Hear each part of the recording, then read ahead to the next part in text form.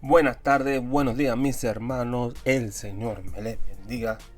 Estamos nuevamente acá en el canal preparando el pueblo para Jesucristo. Amados hermanos y buscadores de la verdad, hoy nos reunimos acá en este video para profundizar un estudio que toca la fibra misma de nuestra vida espiritual y la operatividad del Dios vivo en su iglesia. Nuestra pregunta de hoy con respecto al título es: ¿existen los profetas? Lo que dice la palabra de Dios. Abordaremos este tema con un rigor lingüístico, cultural e histórico, defendiendo una visión sinérgica y experimental de la fe, que reconoce que el Señor no ha guardado silencio tras el cierre del canon, sino que sigue guiando a su pueblo hacia la santidad práctica. Punto número 1. El fundamento lingüístico de la redacción canónica a la proclamación ungida. Para comprender si el ministerio profético sigue vigente, es imperativo despojar el término tanto de los misticismos irracionales como de la rigidez de una teología fría que intenta limitar la soberanía de Dios.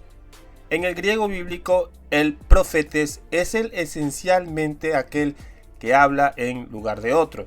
En el contexto del Antiguo Testamento, esta función tenía una carga redaccional y fundacional. Los profetas eran los instrumentos escogidos para establecer los fundamentos del pacto que hoy forman nuestro canon sagrado. Sin embargo, muchos citan las palabras de nuestro Señor en Mateo 11:13, porque todos los profetas y la ley profetizaron hasta Juan, para argumentar el cese total del ministerio.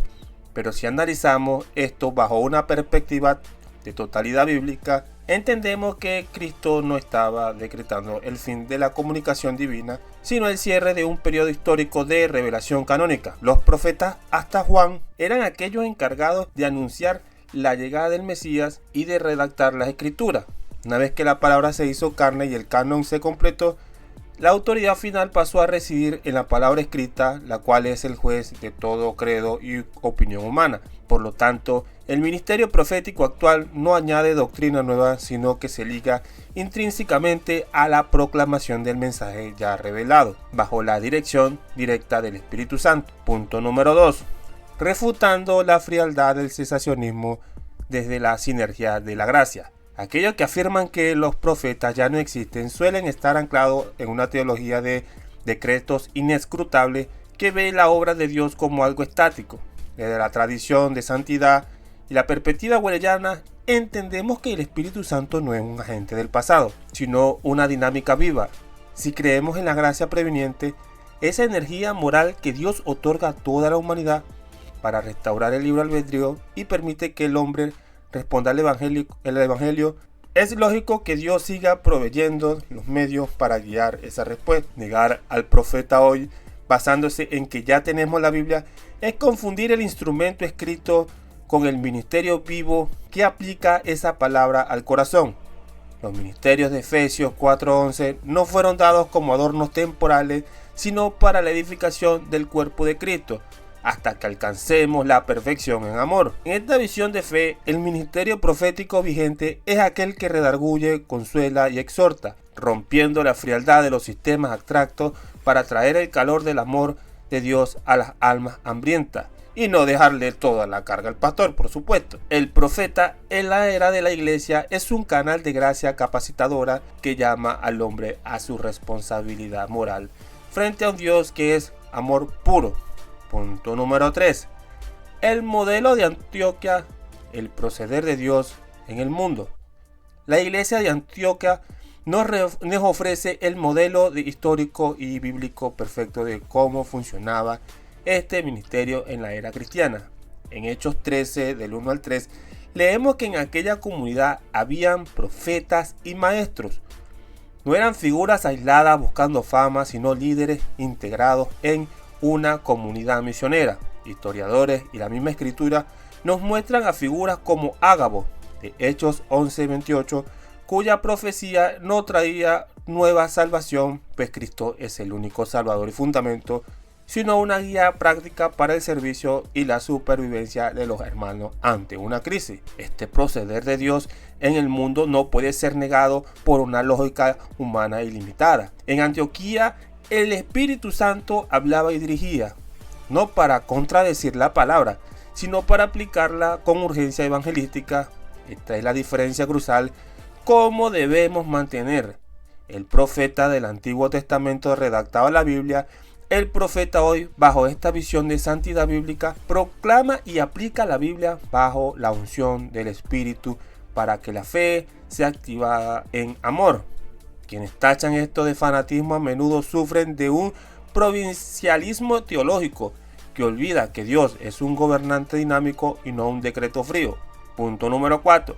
La vigencia del ministerio profético como energía moral. Finalmente, el ministerio profético hoy es una necesidad porque la obra de santificación es un proceso continuo que requiere que el hombre sea confrontado por la voluntad de Dios en su vida práctica. Un ministerio profético vigente hoy bajo una perspectiva wesleyana arminiana se reconoce llamada a la responsabilidad moral. Dios no nos mueve como autómatas.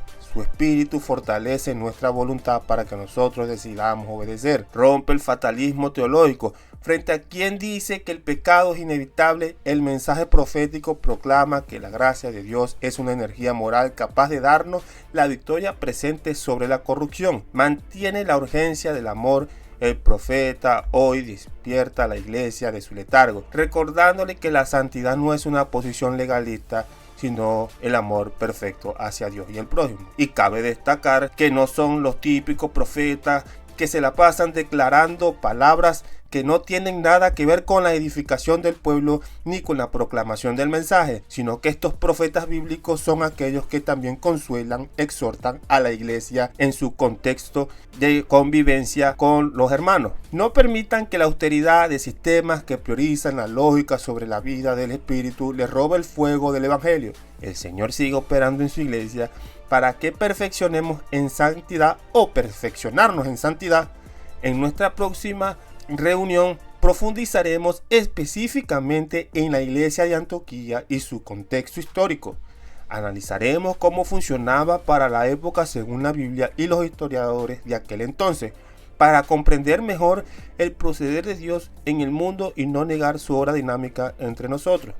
Mantengámonos firmes en la fe, trabajando en nuestra salvación con temor y temblor, pero con el gozo indomable de su presencia, y recordando siempre que Jesucristo viene pronto.